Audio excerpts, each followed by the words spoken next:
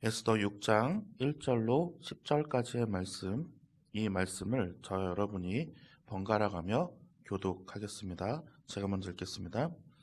그날 밤에 왕이 잠이 오지 아니하므로 명령하여 역대 일기를 가져다가 자기 앞에서 읽히더니 그 속에 기록하기를 왕의 두넷이 빅다나와 데레스가 아하수에로 왕을 암살하려는 음모를 모르드게가 고발하였다 하는지라. 왕이 이르되 이 일에 대하여 무슨 존귀와 관직을 모르드게에게 베풀었느냐 하니 측근 신하들이 대답하되 아무것도 베풀지 아니하였다 하니라. 이르되 누가 뜰에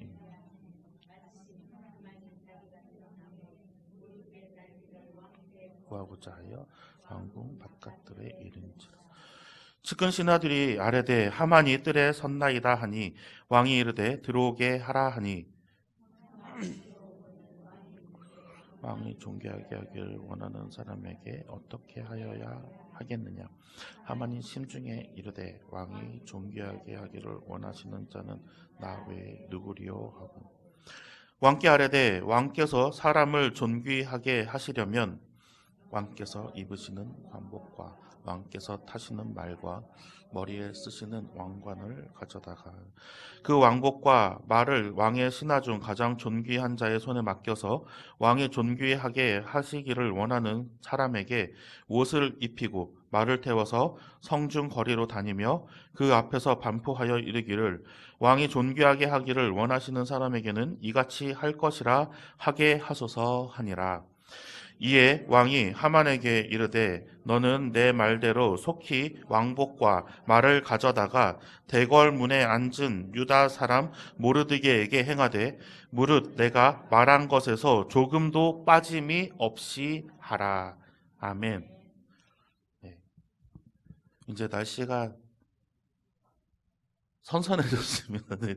이 말을 하는데 되게 좀 죄송스럽습니다. 막 다른 분들은 막 추워가지고 새벽에 막 이러고 나오시는데 저만 아침에 막 상쾌하게 새벽에 막 이 날씨야 막 이러면서 지금 나오고 있는데요.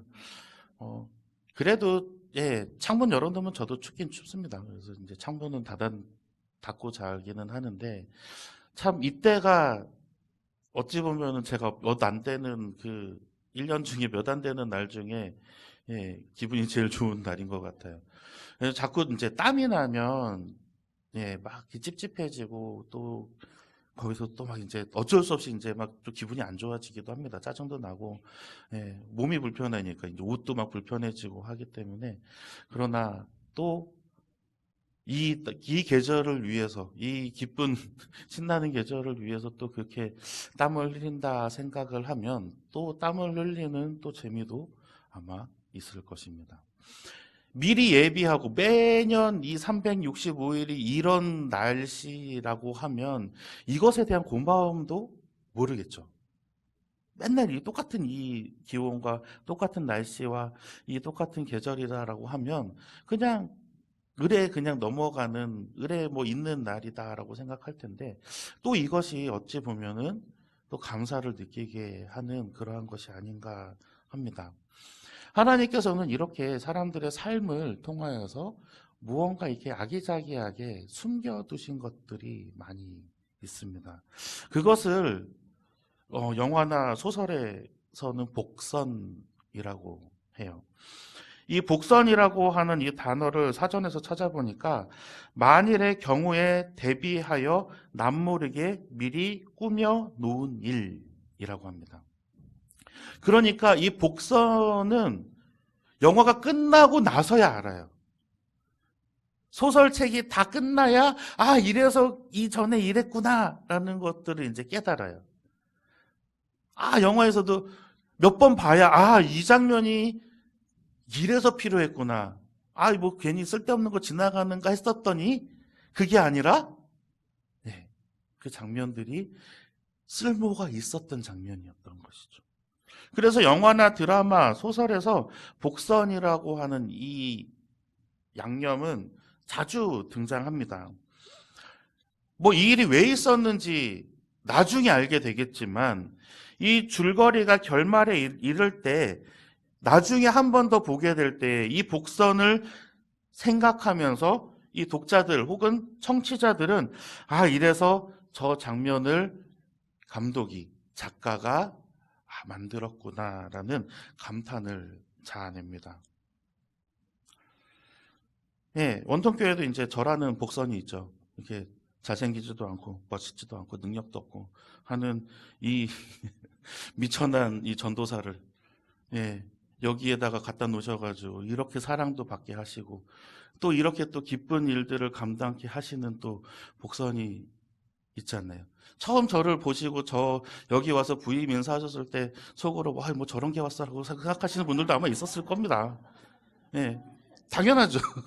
제가 생각해도 그런데 뭐, 예, 막 희원치라고 막 이렇게 잘생긴 전도사 뭐 오면 교회 부흥도 되고 막 그럴 수 있을 텐데, 예, 뭐 하지만 또 그렇지 않음에도 불구하고 하나님께서 사용하시는 거 보면 얼마나 놀랍습니까? 그런 것들을 우리가 생각해 보면 이래서 이렇게 오시는구나, 이렇게 준비하셨구나라는 것들을 느낄 수가 있습니다. 오늘 본문의 말씀입니다. 오늘 본문의 말씀은 이제 반전의 시작의 말씀이에요. 에스더서가 굉장히 중요한 대목을 차지하고 있어요. 어떻게 보면은 씨가 말라버릴 수도 있었던 유다 백성들의 이 앞날이 한꺼번에 뒤바뀌는 역사가 일어나거든요. 갑자기 한순간에. 이게 어떻게 사람의 생각으로는 말도 안 되는 그러한 일이 벌어지는 거예요. 자, 이 이후에 이제 불임절이라는 걸 만들어서 이제 이스라엘 사람들은 지금도 즐깁니다. 막 이렇게 중요한 이렇게 해서 꼭 지켜야 되는 절기 유월절 이런 것들 있잖아요. 그런 게 아니라서 이날만큼은 놀아요. 불임절에는 먹고 마시고 막 가면도 쓰고, 전에 이제 목사님 막 설교하실 때 이제 쿠키 하만 타센이라고 하는 막 그런 쿠키도 먹으면서 하만의 귀 모양으로 만든 귀 모양의 이제 과자, 그것도 막 이제 먹으면서 막 신나게 즐기고 놀아요. 당연하죠. 예. 유다가 없어질 뻔한 그 상황에서 오히려 반전이 된 그런 사건이었습니다. 이 이야기를 이제 처음부터 한번 살펴볼 필요가 있어서 제가 오늘 이 본문을 준비를 했습니다. 하만은 왜 유다인들을 싫어할까? 하만이 유다인들을 싫어해서 이 사단이 난 거거든요. 하만은 왜 유다인들을 싫어하게 되었는가? 오늘 말씀이 아닌 에스더 3장 2절에서 4절까지의 말씀을 우리가 한번 같이 읽어보겠습니다. 대궐 문에 있는 왕의 모든 신하들이 다 왕의 명령대로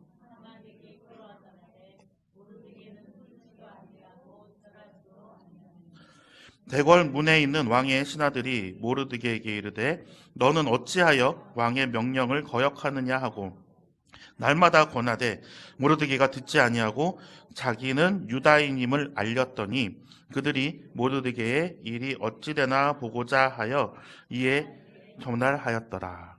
아멘. 하만이라고 하는 이 사람은 지금 페르시아 왕의 거의 오른팔 같은 존재예요.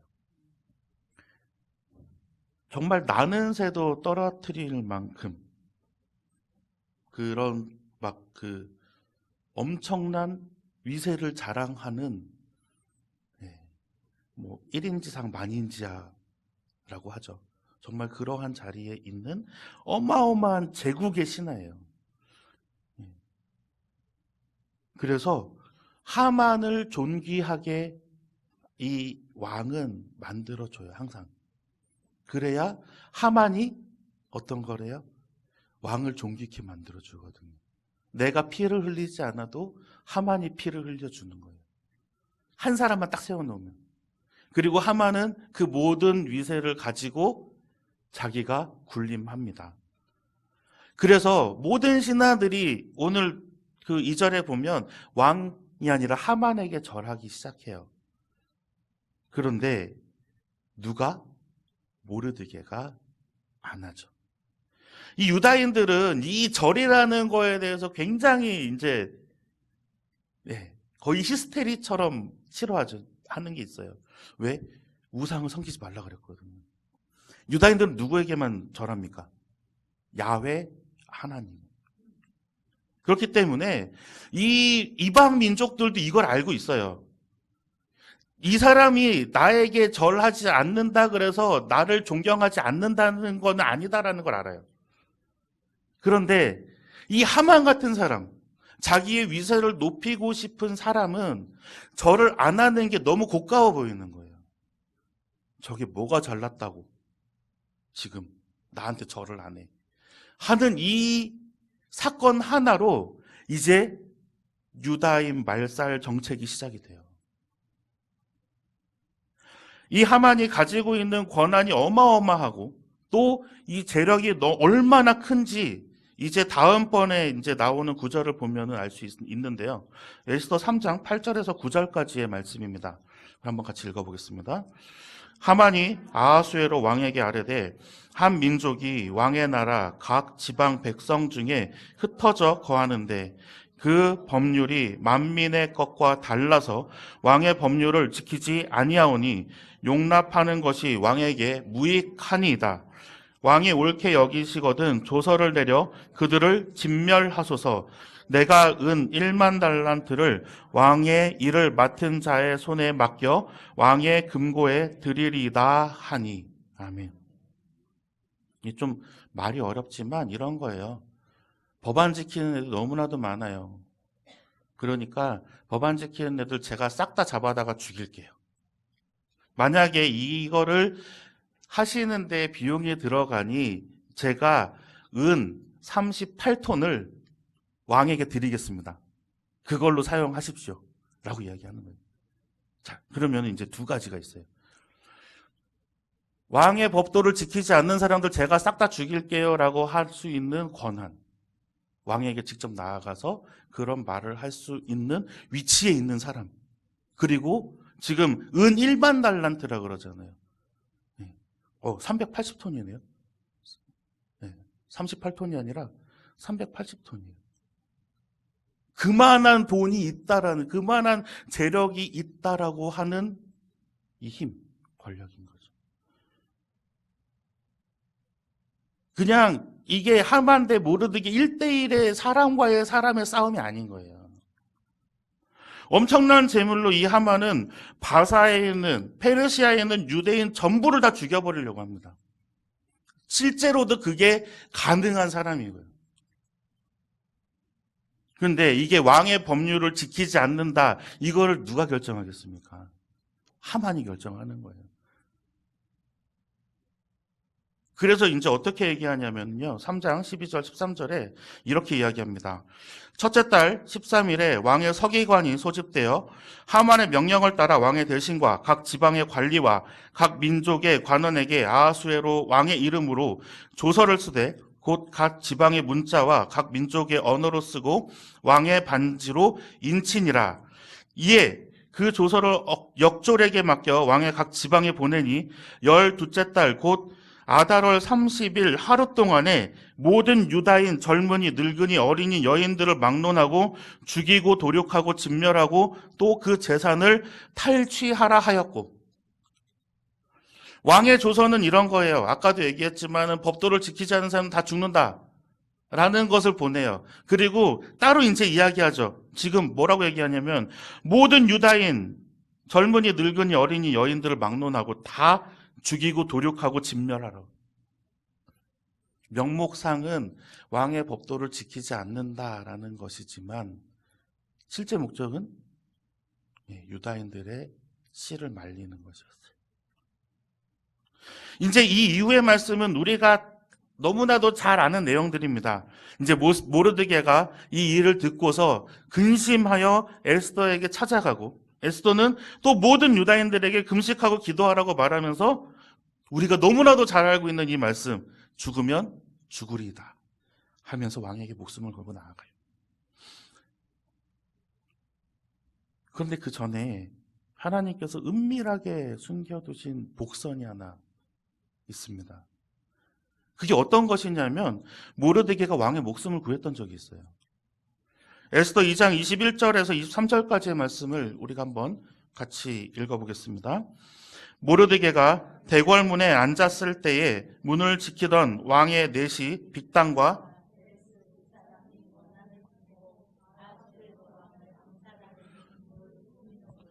모르드게가 알고 왕후 에스더에게 알리니 에스더가 모르드게의 이름으로 왕에게 아랜지라.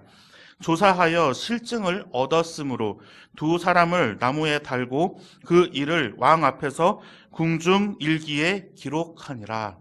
아멘.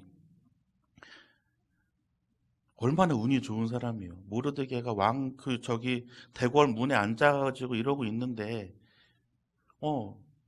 어떤 사람들이 나와가지고서는 뭐 왕을 죽이겠다 어쩌겠다 하는 내용을 이제 모르게 들었어요. 이때가 언제냐면 에스더를 왕후로 앉히고 난 바로 직후예요.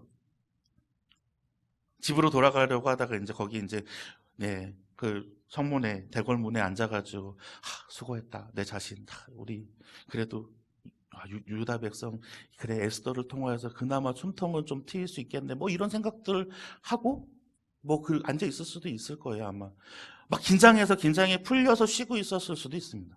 그런데 갑자기 왕의 암살 계획을 듣게 되는 거죠. 이것을 모르드게가 에스더에게 전하고 에스더는 또 착실하게 내가 들었다는 게 아니라 모르드게가 들었다라고 왕에게 보고해요. 그런데 이 뒤에 보면은 아무 내용이 없어요. 그냥 끝나요. 그냥 뭐 다른 내용으로 다시 금방 넘어가요. 제국의 왕이잖아요. 엄청난 크기를 가진 그 페르시아라는 그 제국의 왕의 목숨을 구했어요. 그런데 뭐 상도 안 주고 불러가지고서 고맙다라는 말도 안 하고 그냥 그 일을 왕 앞에서 궁중일기에 기록하니라 라고만 적어놓고 말아버려요. 아무도 이상하게 생각하지 않으시는가 보네. 큰일이에요 이거는. 왜냐하면 왕이라고 하는 위치에 있는 사람은 상과 벌이 뚜렷해야 돼요. 나를 도와준 사람에게는 상을 내려야 계속 도와줄 거 아니에요. 왕에게 충성하면 정말 큰 상을 받는구나라는 것을 다른 사람에게도 보여줘야 다른 사람들도 왕에게 충성하잖아요. 또 잘못한 사람이 있으면 확실하게 벌을 줘야 왕 앞에서 내가 처신을 잘해야 되겠다는 생각을 하잖아요. 긴장하잖아요. 그런데 그냥 아무것도 안 하고 그냥 끝나요. 그런데 더 웃긴 거는 모르드게도 그냥 그런가 보다 하고 자기 일만 합니다. 그리고 이제 이런 상황에 오게 될 때에 오늘 말씀 에스더 6장에서 정말 뜬금없이 왕이 잠이 안 와서 궁중일기를 신하를 시켜서 읽게 합니다. 그리고 이 일을 들어요. 오늘 말씀 1절에서 3절까지의 말씀입니다. 한번 같이 읽어보겠습니다. 그날 밤에 왕이 잠이 오지 아니하므로 명령하여 역대 일기를 가져다가 자기 앞에서 읽히더니 그 속에 기록하기를 문을 지키던 왕의 두 넷이 빅다나와 데레스가 아하수에로 왕을 암살하려는 음모를 모르드게가 고발하였다 하였는지라. 왕이 이르되 이 일에 대하여 내 무슨 존귀와 관직을 모르드게에게 베풀었느냐 하니 아무것도 베풀지 아니하였다 하니라. 아멘. 아까도 말씀드렸죠. 충성을 다한 백성에게는 충분히 상을 내어주는 모습을 보여야 한다는 거죠. 왕은. 그래야 충성된 신하와 백성들이 많아집니다. 그런데 내가 이렇게 물어봤잖아요. 왕이 물어봤잖아요. 내가 무슨 존귀와 관작을 그에게 주었는가 했더니 안 하셨는데요. 이러는 거예요. 그때 바쁘셨어요? 아무것도 안 주셨습니다. 라고 대답하는 거죠. 왕의 자리에 있는 권위와 위엄도 보유하지만 상벌에 있어서 그것을 그냥 넘어가게 된다라고 하면 충성심이 떨어질 수도 있어요. 신하들은, 백성들은. 뭐야, 이렇게 했는데, 왕의 목숨도 살려줬는데, 아무것도 안 주고 그냥 지나가네? 뭐야, 내가 그냥 괜한 짓 했나? 라는 생각도 합니다. 또, 일반인들끼리도 우리가 생각해보면, 누가 나에게 고마운 일을 했을 때, 정말 감사한 일 했을 때, 우리도 어느 정도 살해를 하려고 하잖아요. 막 도와줬어요. 예전에 한번 그런 적이 있습니다. 같이 사역하는데, 이제 주일날에 찬양 예배 끝나고 이제 저는 버스 타고 막 집으로 가고 있었어요. 근데 이제 그 담임 목사님이 선배님이셨거든요. 갑자기 전화가 오셨어요. 그랬더니, 어딨나? 경상도 분이셔가지고. 네, 지금 집에 가고 있습니다. 그랬더니, 빨리 다시 올 수 있나? 네, 네, 왜, 무슨 일이세요? 했더니, 누구누구 집사님인데 개가 없어졌단다. 제가, 가야 되나? 그런데 이제 어차피 한 정거장밖에 안 지나서 내려서 목사님하고 둘이서 뛰다니면서 그 동네 개 찾으러 돌아다녔습니다. 1시간 반 동안 막 뛰어다녔더니 이제 찾았어요. 근데 이분이 얼마나 고맙겠어요. 네. 정말 막 울면서 막 감사하다고 하고, 막 그때 막 정장이랑 막 셔츠랑 다 젖으면서 막 다녔거든요. 예. 그때 이제 뭐 양복이랑 셔츠를 선물로 받았으면 타이까지. 그 타이가 이거예요. 예. 나머지는 또 이제 예, 맞지 않아서 잠시 예, 뒤에 보관하고 있지만 예.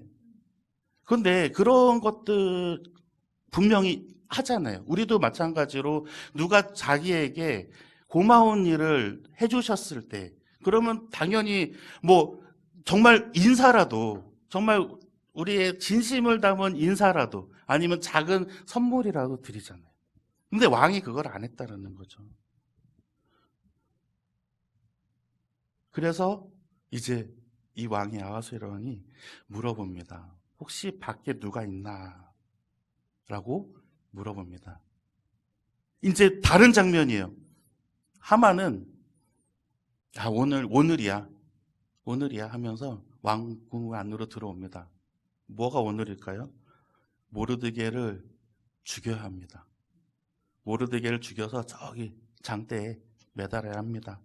라고 오늘 이야기해야지 하고 그러면서 막 룰랄랄라 하고 들어오고 있는 중이었어요.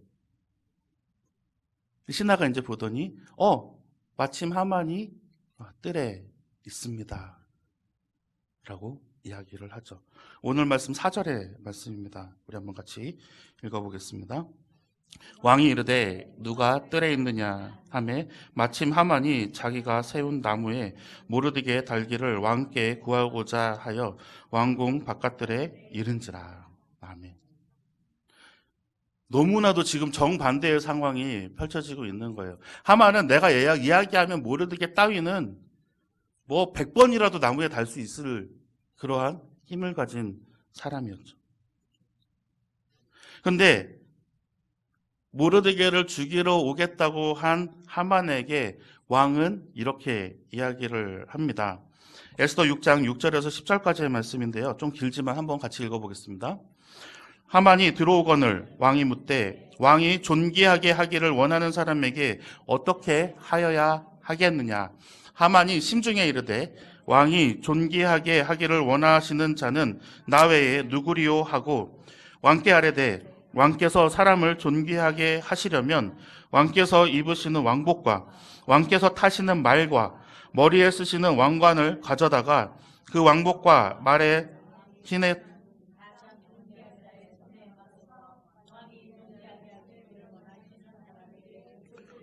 말을 태워서 성중 거리로 다니며 그 앞에서 반포하여 이르기를 왕이 존귀하게 하기를 원하시는 사람에게는 이같이 할 것이라 하게 하소서 하니라. 이에 왕이 하만에게 이르되 너는 내 말대로 속히 왕복과 말을 가져다가 대궐 문에 앉은 유다 사람 모르드게에게 행하되 물은 내가 말한 것에서 조금도 빠짐이 없이 하라. 아멘. 한 방에 역전됐어요. 하만은 나한테 그러는 줄 알고 자기가 생각하는 가장 높게 생각할 수 있는 왕의 것 지금 다 뺏었잖아요. 왕복, 말, 왕관까지 다 갖고 와가지고 지가 쓰고 나가려고 지금 그렇게 얘기를 했는데 모르드게에게 이걸 하라고 시키는 겁니다. 어떻게 해요? 이제는 큰일 났어요. 죽이겠다라고 말을 이제 할 수가 없는 상황이 왔습니다.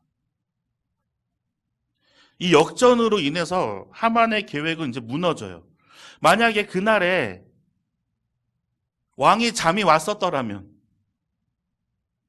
그래서 궁중일기를 읽지 않았더라면, 또 더 거슬러 올라가 볼까요? 모르드게가 왕의 목숨을 구해줬는데 상으로 뭐라도 받았다면 아마 모르드게는 죽었을 거예요. 유다인들은 구원을 받았을지는 모르겠습니다. 하나님께서 분명히 약속하신 그 약속이 있었기 때문에 유다인들은 구원을 받았을지는 모르겠어요. 근데 모르드게는 죽었을 거예요. 이 복선 때문에 아무것도 받지 않았던, 왕의 목숨을 살려주고도 아무것도 받지 않았던 이 복선 때문에 모르드게와 유다인들이 다 진멸당하지 않고 한 사람도 그것으로 인하여 죽지 않고 온전케 될 수 있었던 거예요. 물론 에스더의 기도와 목숨을 걸고 왕 앞에 나간 그런 모습이 있었지만 이전에 있었던 이 자잘한 작은 이 톱니바퀴들 하나하나가 엮여지지 않았다라고 하면 이것을 기대할 수 있었을지는 물음표가 될 수도 있어요. 왜냐하면 에스더도 왕 앞에 나갈 때에 내가 죽음을 각오하고 나갔거든요.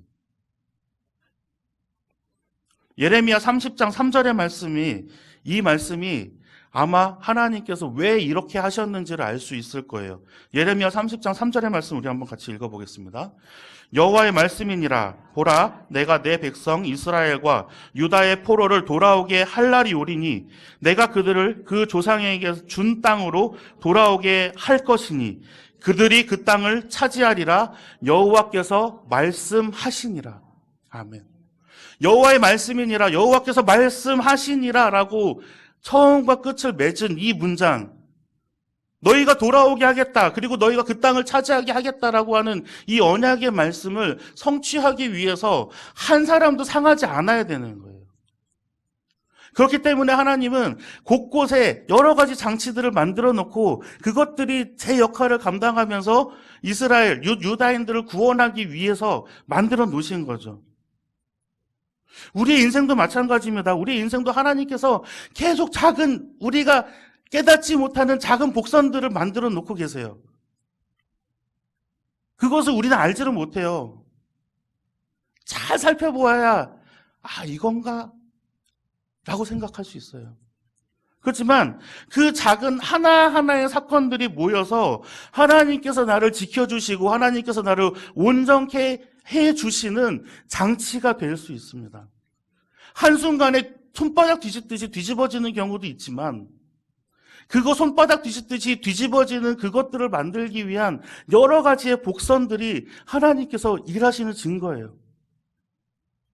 우리의 삶을 되돌아보시면서 지금까지 수많은 복선을 통해서 우리를 지키시고 인도하시는 하나님의 오묘한 섭리를 느끼시면서 감사하시기를 간절히 소망합니다.